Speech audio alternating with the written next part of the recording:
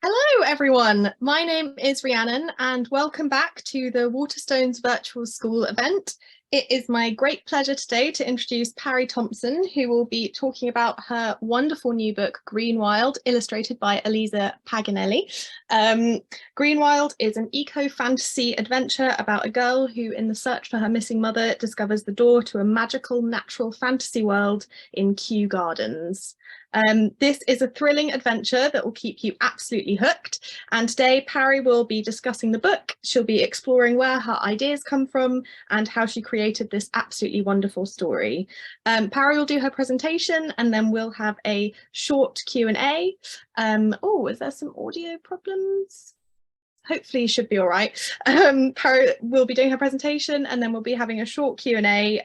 Thank you to everyone who's pre-submitted questions, but if anyone has any questions that arise during the presentation, please feel free to use the Q&A function and we'll try and get to as many as we can.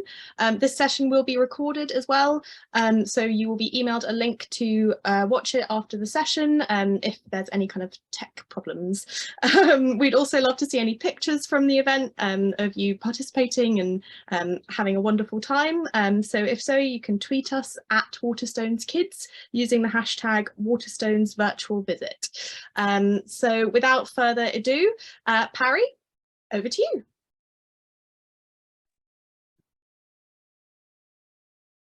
Hi everybody, thank you so much Rhiannon for that introduction, and thank you to Waterstones for having me, and thank you to all the schools who are listening and watching this event today.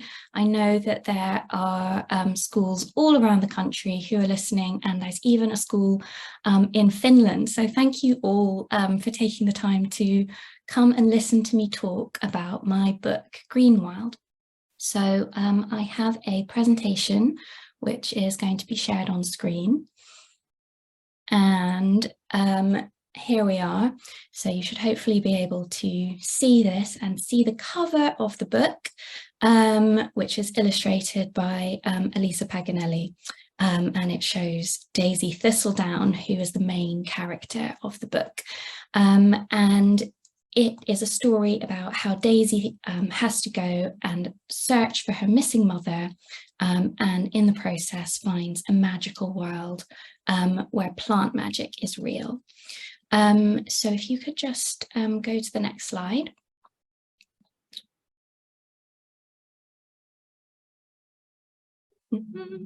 So I'm going to start by telling you a little bit about me and about how I write and where I write, and then I'll tell you a little bit more about the story and what inspired it. So ever since I was little, I always wanted to be a writer, and I always loved telling stories. Even when I was about 6 or 7 years old, which is how old I am, in the photograph that you can see on the screen. And you can also see that I always loved cats. So I knew that if I was going to write a story, it would have a cat in it.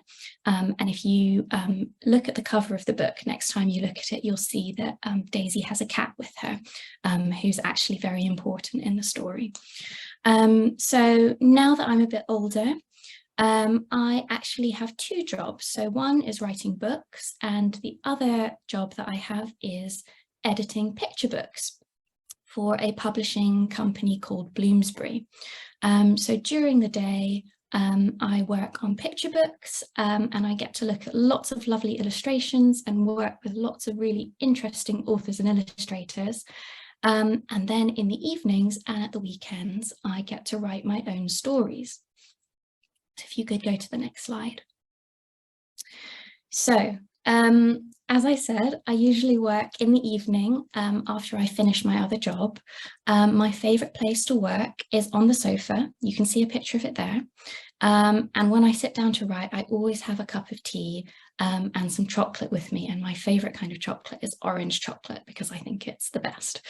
So the most dangerous thing about writing books on the sofa is, one, that the sofa can be very comfortable and you have to be very careful not to fall asleep.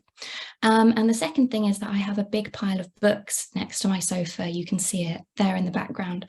So I have to try not to be distracted from my writing by all the wonderful books that I want to read. Next slide, please.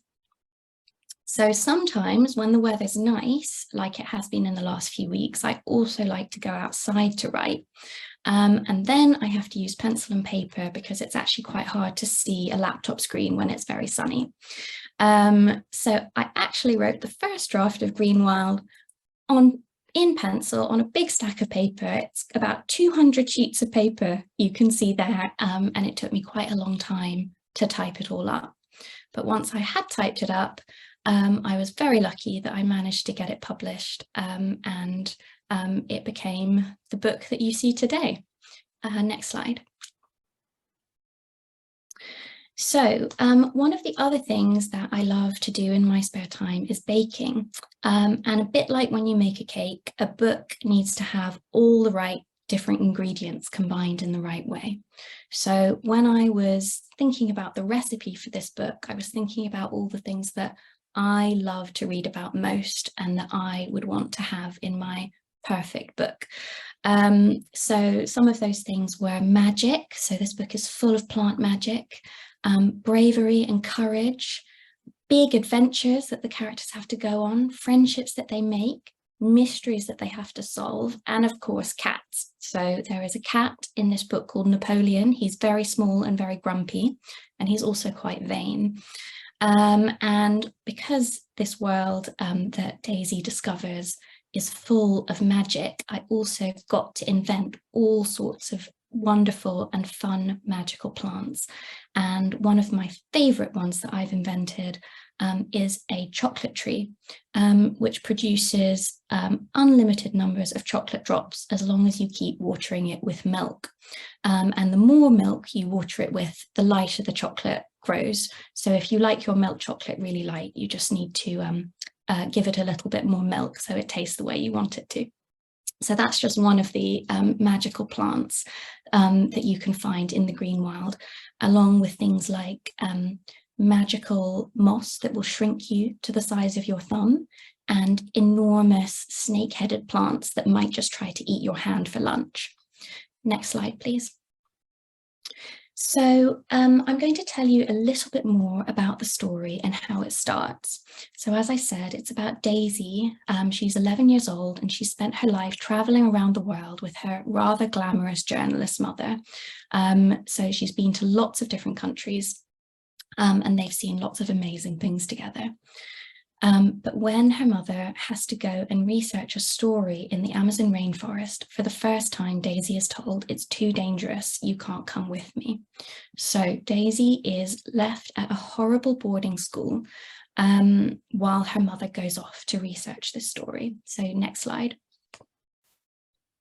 And here is Daisy arriving at boarding school with the horrible matron who's really not very nice, and Daisy is not happy to be there at all. And one day, a few weeks later, Daisy hears that her mother has vanished in the rainforest. She's missing, presumed dead, and no one knows what has happened to her. And that's when Daisy knows that it's up to her to escape from her boarding school and to go and search for her missing mother. And in the process, she goes to Kew Gardens, and there she finds a secret hidden door in the palm house of Kew Gardens, which is this great, beautiful botanical gardens right here where I'm speaking from in London. And Daisy steps through the hidden door and discovers a world where plant magic is real, and which will hold the answers to what happened to her mother, because it turns out that her mother was a botanist, someone with plant magic, and botanists are going missing all over the world.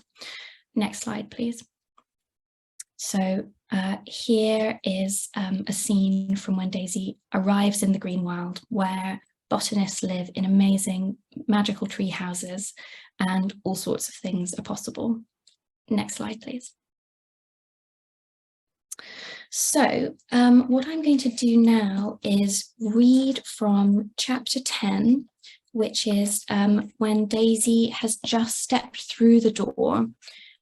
So she stepped through this door in this glass house, and everything behind her vanishes. She's actually been sort of chased through London by a horrible man called Craven, who has something to do with her mother's disappearance.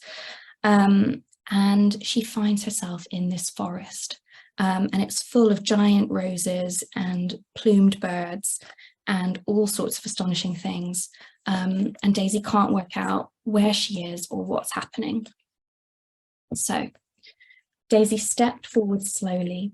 Any moment now, she'd wake up and find herself back in Kew Gardens, probably with a nasty concussion. She pinched a giant rose petal between thumb and forefinger. It was velvet-skinned and soft, and the thorn next to it, when she tested it, was sharp enough to draw blood. Ouch! Was it possible to hallucinate pain, she wondered? The paperweight shone softly in her hand, lighting the way through the forest, which seemed to grow and rise up around her. The path began to curve, and then with a sudden turn, a little hut came into view, its light shining out like a star among the trees.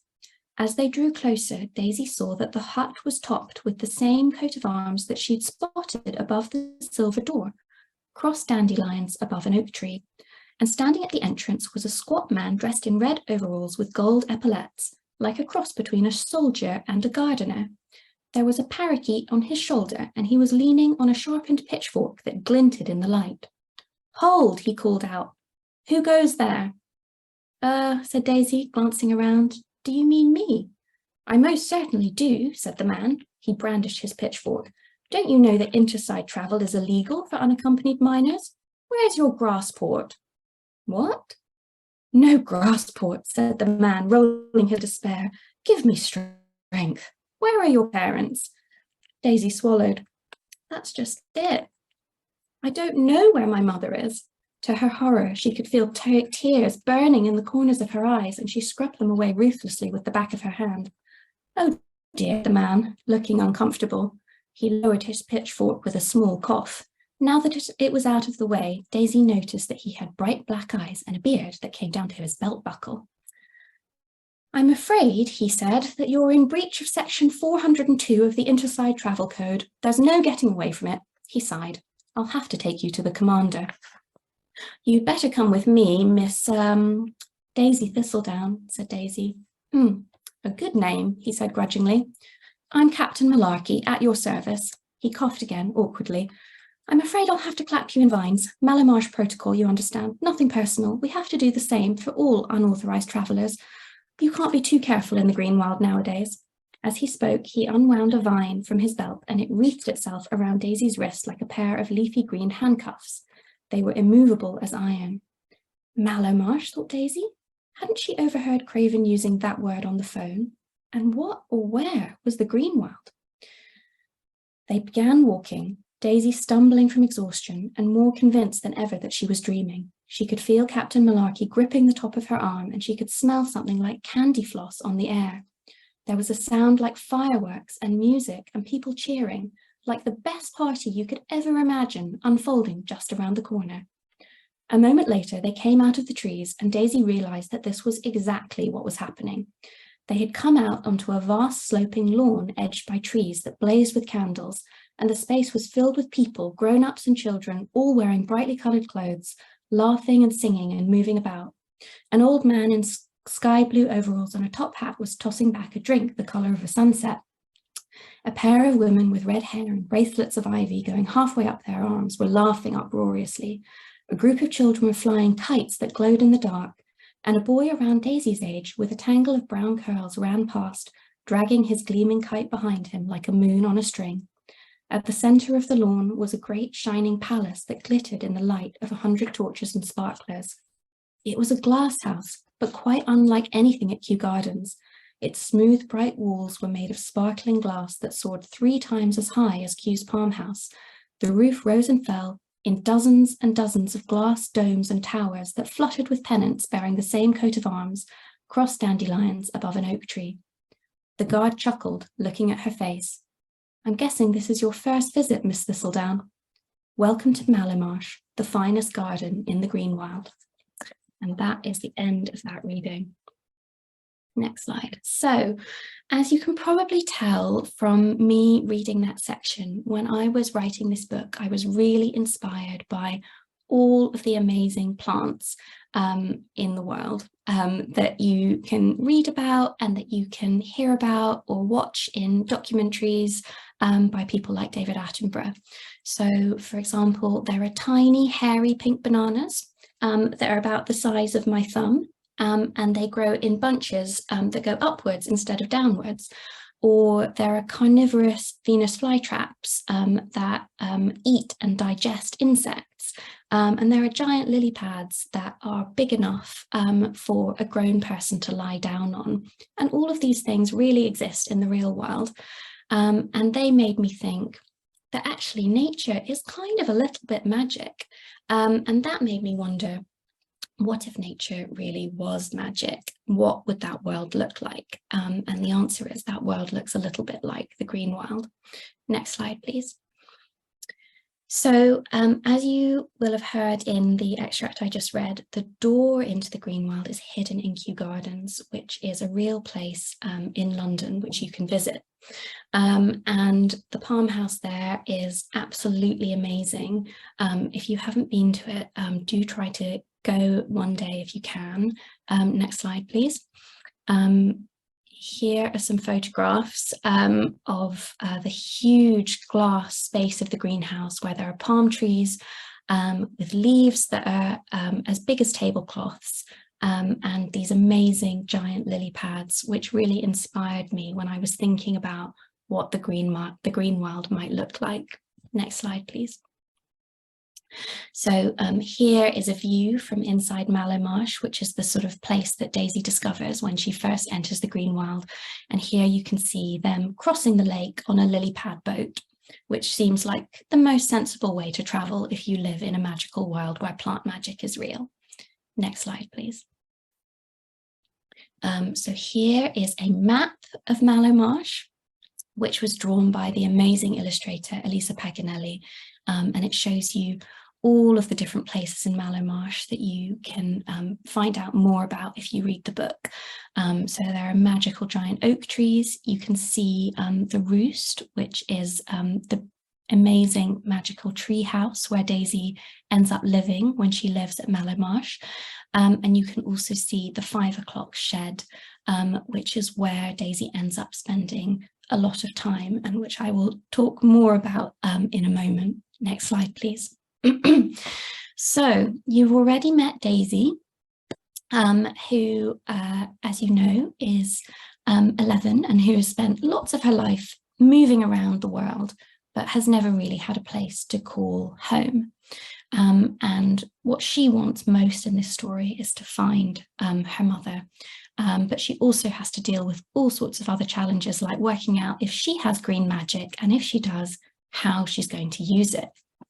When she gets to the green world, she meets a group of 3 other children who quickly decide that they're going to help her look for her mother, because it turns out that Daisy's mother is just one of lots of different botanists who have gone missing. So they all want to help and get the missing botanist back. So these 3 children are Indigo, who is a boy who can talk to animals. The Prof, she is called the Prof, short for the professor, because she's so clever. She can speak about 15 different languages, not including Latin and Greek. And she has read almost all the books you can think of. And so she's a very useful person to have on your team when you're trying to solve a mystery. And the third person is called Acorn. She's a bit younger than the others. She's about 8 years old. And even though she seems quite shy and timid, at the end of the story, she actually turns out to be the bravest of all of them.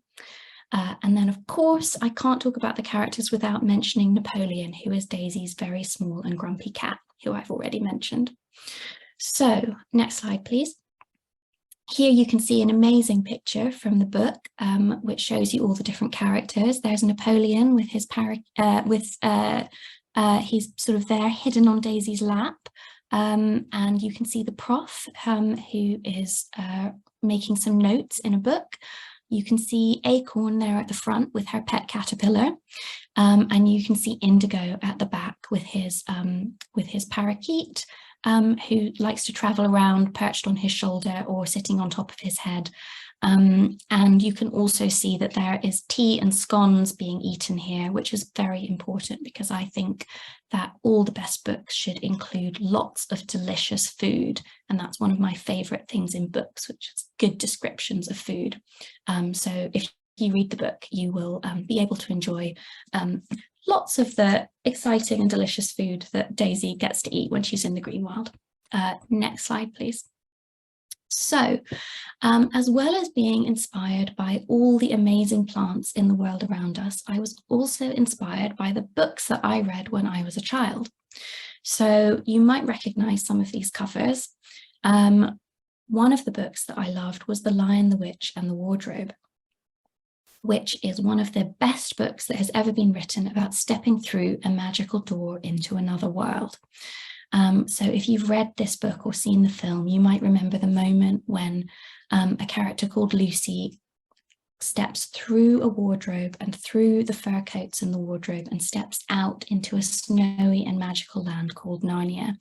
And I think that moment when she arrives in the snowy forest is so magical, and it has just always made me think that I would love to write a story where I could write about my own magical doorway into another magical world.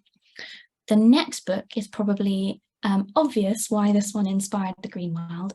It is about an orphan called Mary who is sent to a rather cold and remote house in Yorkshire. But when she discovers a secret garden there and starts to try to bring it back to life, she discovers how gardening and looking after nature can actually change her world and make her feel better and make her friends feel better as well. So this is the first book that I read that really got me excited about gardening and nature and going out into the world. And so I tried to put some of that as one of the ingredients in the recipe of Greenwild when I was writing it. The third book is a wonderful book called Journey to the River Sea, which is about another orphan called Maya, who is sent to live with relatives in the Amazon rainforest. And this book has such amazing descriptions of the Amazon and all the wonderful plants and animals that you can find there, that it made me a little bit obsessed with the Amazon when I was a child. So that is why Daisy's mother goes off to research a story in the Amazon, and the Amazon becomes very important in Greenwild later on. And the final book, I'm sure, is one that you've all heard of, or that you may have seen the film of. It's called The Hobbit, and I've put this one here because it is such a great adventure story. And what I love about it is that it's about someone who doesn't really want to go on an adventure, but gets swept up in one anyway.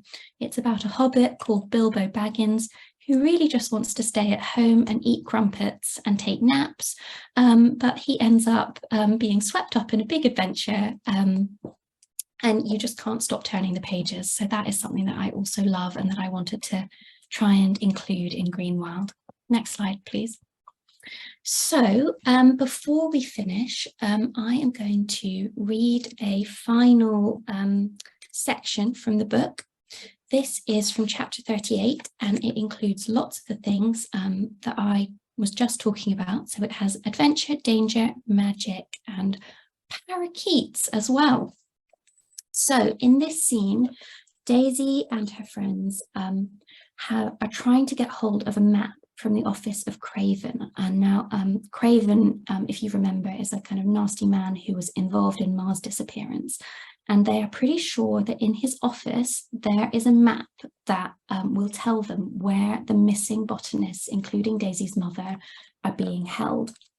And by some amazing plant magic, Daisy and her friends have shrunk themselves so that they are absolutely tiny and they are able to fly on the backs of parakeets in order to get into Craven's office. So here they are, they've just found the map. And then a sound comes from the corridor.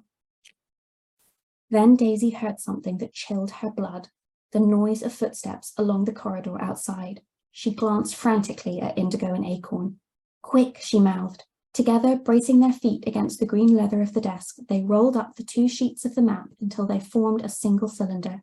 Indigo used one of the thread-like ropes to lash the scroll closed, and then, each taking one end of it, they staggered to the edge of the desk, which dropped away like a cliff face beneath them. Indigo whistled, and the three parakeets swooped down from where they'd been perched on the light fixture high above, and he and Daisy mounted. The footsteps were getting closer now, getting nearer to the door. The window seemed very far away, and Daisy looked around wildly. Where was Acorn? She heard a squeak from inside the desk and saw Acorn's bright red hair emerging, then her body, staggering as if she'd knocked her head on the top of the drawer. Hurry, urged Daisy. Come on. There was a jangle of keys and then a hiss of surprise from the doorway. Whoever it was had spotted the open window and its broken lock. What the? Daisy knew that voice. She felt dread pool at the base of her spine. It was Craven.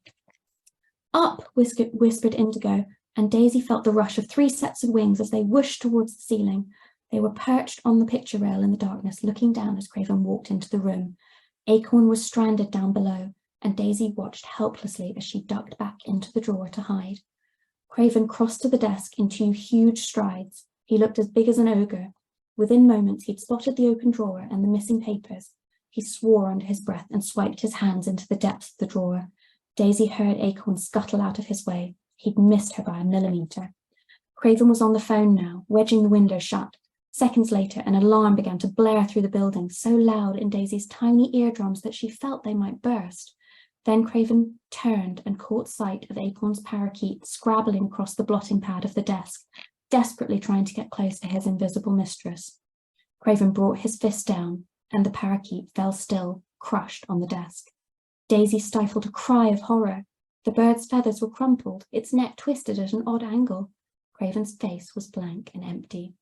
Daisy felt her heart pounding like a lightning seed about to explode. Acorn was still trapped in the drawer, centimetres away from him. They had to escape. Any moment now, Craven would turn on the lamp and everything would be lost. Daisy felt in her bag for the 2 remaining lightning seeds. There was only one thing for it. Indigo, she whispered almost noiselessly. I need to go down, now. There was a pause and a suspended second that seemed to last forever, and then her parakeet swooped down like a fighter jet, and Daisy exploded a lightning seed 10 centimetres from Craven's face. There was a great blue flash, the smell of singed hair, and then, Acorn, screamed Daisy, now! Acorn rushed out of the drawer, and Daisy grabbed her wrist with one hand and swung her up behind her onto her parakeet. Then they flew towards the closed window, Craven still pawing at his face, cursing, and Daisy exploded the last lightning seed right against the glass. It shattered with a noise like 100 flower pots going through the roofs of 100 potting sheds. Daisy felt a shard graze her leg and the wetness of blood running down her calf. Then, with the others behind her, she flew out into the cold night. And that is the end of that reading, but I would be very curious to know what you think will happen next, and you might just have to read the book to find out. So next slide. I'm going to, oh yes, so this is a photo, this is an illustration from the book of the characters on the back of their parakeet, which just shows you how amazing the illustrations are inside the book. Next slide. So I'm going to leave you with a task, not to do now, but maybe to go away and do with your classes after this, or maybe just to do on your own when you get home. So my question is, if you could find a hidden magical world, how would you get there and what would it look like? Next slide, please. So in terms of how would you get there, you might want to think about where the entrance would be. Would it be inside a tree? Would it be through a tunnel? Would it be through the back of a wardrobe? Would you need some kind of key or magic password to get through it? Would you be able to get out the same way that you came in? Next slide, please. And on again. And what would it look like? Just click on the next. Yes, so you might want to think about whether things look the same as in our world, sound the same. Are there magical animals there? Are there magical plants? Are there even humans? What do the things look like there and how do things work? Who's in charge? And how would you get around? Would you get around on giant lily pads? Would you fly? Would you travel under the ground?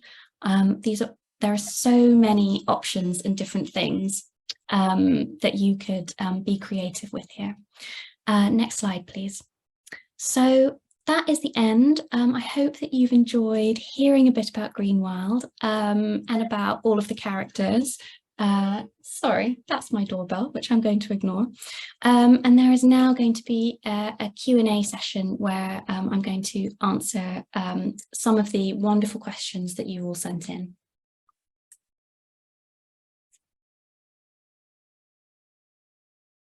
Well, thank you for that, Pari. That was absolutely wonderful. And I'm aching to run off to Kew Gardens and find the magical door myself. I'm just going to be reading some questions from my phone. So I would say, firstly, we have a question from a Finnish school whose name I'm not going to try and pronounce because I don't want to butcher it because it looks like a beautiful word. But they've asked, what was the process to get an agent and a publisher like? Oh, that is a really good question. Once I'd finished writing the book, I sent it to quite a lot of different agents, and a few of them got back to me to say that they liked it, and I then kind of met them and talked to them, and there was one agent who it just was really clear from the first time I met her that she totally understood what the book was about and what I kind of wanted it to be. And so I was very lucky that she agreed to be my agent. And then she sent it out to lots of different publishers once we'd kind of edited it a bit together and got it feeling as good as it could be. So you kind of can't, as an author, send your book directly to publishers. You need an agent to do that for you. So that's what my agent did. And I was really lucky that Millen, which is a wonderful publisher, really liked the book. And they decided to make an offer for it. And they actually offered for 3 books, which means that I'll be writing 3 books in this series. So there are 2 more to come after Greenwild. So if you enjoy it, you can look out for the 2nd and 3rd books.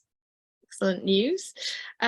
So I had another very fun question, which is from the Saxon Way Primary School. And they say, did your love of nature help you with your settings in the book? Yes, definitely. So as you can probably tell from everything that I've just said, I'm a bit obsessed with plants and I think they're pretty amazing. And I had a wonderful time kind of thinking about the ways that some of the amazing plants that really exist in our world could translate into a magical world. And I think I owe my love of plants to my dad, who used to do gardening with me at the weekends. And as a child, I absolutely loved pansies in particular. I remember planting a lot of pansies. But I like all sorts of plants now. And I still love kind of going for long walks and looking at all the amazing plants that I can see. Wonderful. Oh, an interesting question from Mia from North Duffield Primary, who asks, how closely did you work with the illustrator of the book? Oh, so that is a good question. So how publishers tend to work is they tend to kind of brief the illustrator, which means they kind of tell the illustrator which bits they want to be illustrated, and then they kind of pass those illustrations or kind of rough versions of the illustrations to the author to look at, and then you as the author have the chance to kind of say, oh, I like this, or I don't like that, or could you change this, or could you try that? And then the publishers take that feedback back to the illustrator. So it's slightly odd in that when Elisa was illustrating the book, I never actually got a chance to talk to her directly. I only actually met her after the book was finished and she'd finished illustrating it. But luckily she's so brilliant that she completely translated everything perfectly. And actually a great example of that is the map, which you can see here in the end papers of the book. So Macmillan, my publisher, asked me if I could draw the map so that she could just get a sense of where everything was. And I'm terrible at drawing. So I kind of took a sheet of paper and I was like, well, there's this tree here and it kind of looks like a giant cauliflower, and it was just terrible. And Elisa somehow took that and turned it into this incredibly beautiful and gorgeous map of the world, which looks exactly how I imagined it. So I feel very, very lucky. Oh yeah, really, the styles really complement the book. Add some extra sparkle, I think. Emma Howson asks, who is your favourite character in the book and who was the most fun to create? Oh, that is a good question. Um, I'm not sure that I have a favorite character. It would feel a bit sort of, like I was being asked to pick my favorite child. I feel like someone's feelings might get hurt. But I did very much enjoy writing the prof because she's so clever, much cleverer than me. So it was quite fun to write a character who had such enormous brain power. And I also very much enjoyed writing Napoleon the cat because, as you know, I love cats. And I also like Napoleon because he's very grumpy and kind of slightly arrogant. And I like that about cats, the way they're a little bit aloof and very independent, and they kind of make it clear that they don't really need you. So I enjoyed writing Napoleon a lot. Wonderful. Oh,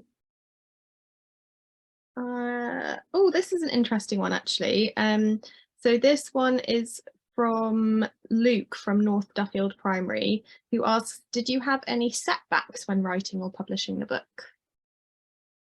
Oh, that's a good question. I mean, I think, the process of writing a book is one that's full of lots of small sort of step backs and challenges that you kind of then as the author need to work out how to solve. So I think kind of the trickiest things for me would be sometimes when I get to a point when I just think, oh, I'm really stuck on the story. Like I can't work out, how to move this forward or how to fix this plot hole or, what to do with it.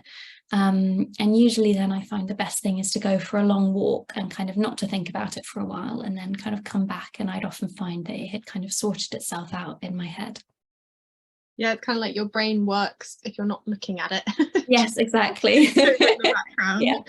Yeah.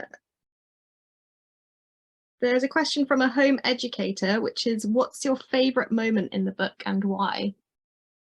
Ooh, that's a good question. I really like the moment when Daisy first arrives at Mallow Marsh because actually the scene where she steps through the door into the green world was the very first scene that I wrote before any of the rest of it. So I'm kind of very fond of it for that reason. And I love that kind of, that magical feeling of you're stepping into another world and anything could happen. Yeah, that's always a nice moment to read, but it's nice that it was one of your favourite moments to write as well.